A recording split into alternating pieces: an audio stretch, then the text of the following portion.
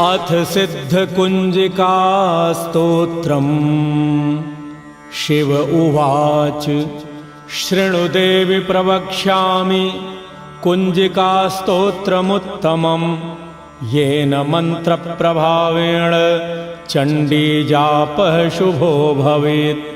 न कवचं नार्गलास्तोत्रं कीलकं न रहस्यकं न सूक्तं नापि ध्यानं च न न्यासो न च वार्चनं।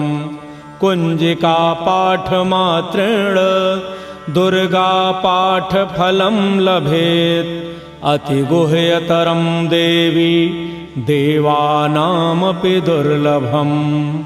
गोपनीयं प्रयत्नेन स्वयोनिरिव पार्वती मारणं मोहनं वश्यं स्तम्भनोच्चाटनादिकं। पाठमात्रेण संसिद्ध्येत् कुञ्जिकास्तोत्रमुत्तमम्। अथ मन्त्रः ॐ ऐं ह्रीं क्लीं चामुण्डायै विच्चे। ॐ ग्लौं हूं क्लीं जूं सहा ज्वालय ज्वालय ज्वल ज्वल प्रज्वल प्रज्वल। ऐं ह्रीं क्लीं चामुण्डायै विच्चे ज्वलहं संलं क्षं फट् स्वाहा इति मन्त्रः।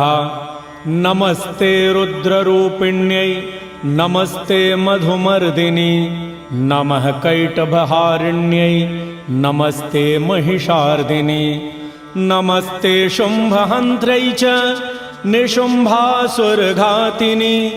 जाग्रतं हि महादेवी जपं सिद्धं कुरुष्व मे। ऐङ्कारी सृष्टिरूपायै ह्रीङ्कारी प्रतिपालिका क्लीङ्कारी कामरूपिण्यै बीजरूपे नमोऽस्तु ते।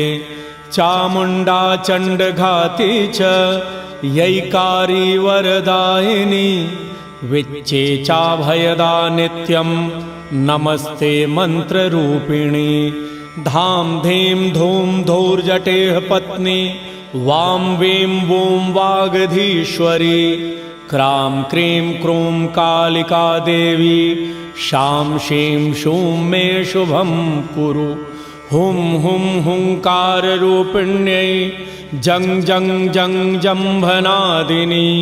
भ्रां भ्रीं भ्रूं भैरवी भद्रे भवान्यै ते नमो नमः। अं कं चं टं तं पं यं शं वीं दुं ऐं वीं हं क्षं।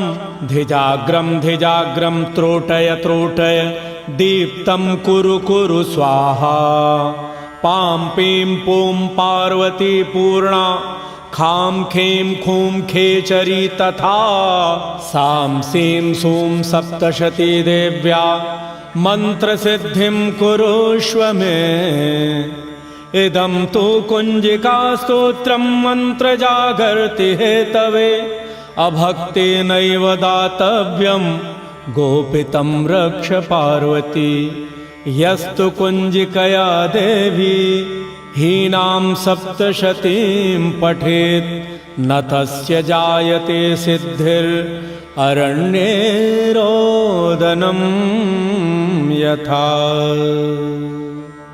इति श्रीरुद्रयामले गौरीतन्त्रे शिवपार्वती संवादे कुञ्जिकास्तोत्रं सम्पूर्णम्।